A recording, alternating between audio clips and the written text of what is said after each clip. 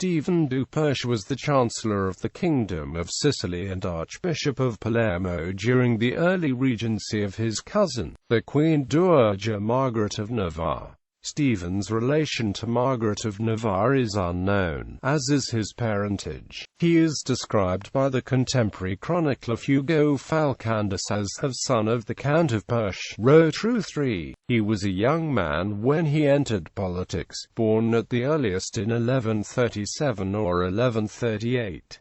He may have been named after King Stephen of England, at the time ruling the Duchy of Normandy. A rival in Italy. In 1166, Margaret appealed to her other cousin, Rotrou, Archbishop of Rouen, to send her a family member to aid and support her in government. Coincidentally, Stephen was at that moment preparing to go on crusade to the Holy Land and so decided to visit Palermo, the capital of Sicily, for a few months. There he ended up staying for 2 years. He was very young at the time, described as pure an adolescence by William of Tyre, and may have still been in his teens. Nevertheless, in November, Margaret appointed him chancellor. His appointment was resented by the local nobility. His chancellorship was noted, according to Hugo Falcandus, in that he never allowed powerful men to oppress their subjects, nor ever feigned to overlook any injury done to the poor. In such a way his fame quickly spread throughout the kingdom, so that men looked on him as a heaven-sent angel of consolation who had brought back the Golden Age. The opinion of Falcandus probably coincides better with that of the lower classes than Stephen's fellow aristocrats. Conflict with Matthew of Agello. In 1167, Margaret had Stephen elected as Archbishop of Palermo, the highest ecclesiastic office in the land. He was ordained by Romuald, Archbishop of Salerno, only days before his elevation, and it deeply rankled the old noblesse. Romuald and Richard Palmer, Bishop of Syracuse, both candidates for the vacancy of Palermo themselves, were strongly opposed, but Stephen's greatest opponent was Matthew of Agello, a notary whom he had offended the year previous.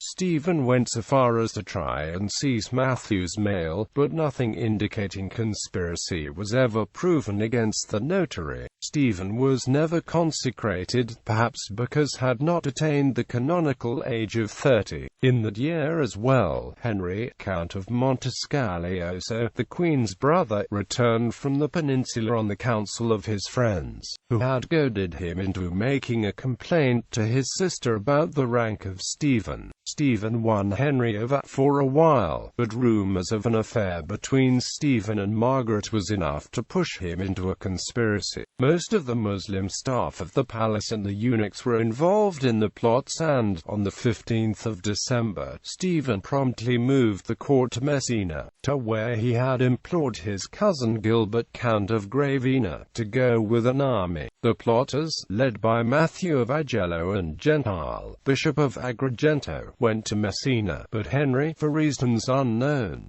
gave them up to a local judge. At a meeting of the entire court, Gilbert accused Henry of treason, and the latter was imprisoned in Reggio Calabria, by allowing Matthew to go free. However, Stephen prepared the way for future plots against his life.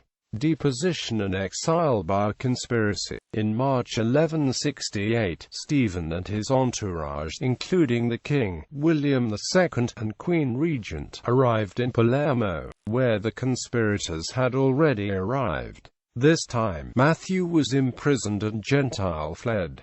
He was arrested in Agrigento, but, though the Arabs of Palermo had been soothed, the Messian and Greeks had been riled by the past months, and a rebellion consequently broke out in that city. There a mob commandeered some ships and sailed to Reggio, there to force the release of Henry of Montescalioso. After Henry's arrival in Messina, Otto was arrested and brutally executed, and all the Frenchmen of the city massacred. An inglorious prelude to the more widespread Sicilian Vespers of 1282. Stephen prepared an army and was ready to march on Messina when the young king postponed the campaign on astrological grounds. Matthew of Agello, from prison, had organized the rebellion in Palermo and, seeing his opportunity, struck. The chancellor Archbishop was forced to take refuge in the Campanile, though he held out until offered terms. In return for his safety, he agreed to embark at once for the Holy Land. He was deposed as Archbishop and Walter of the Mill was elected to replace him.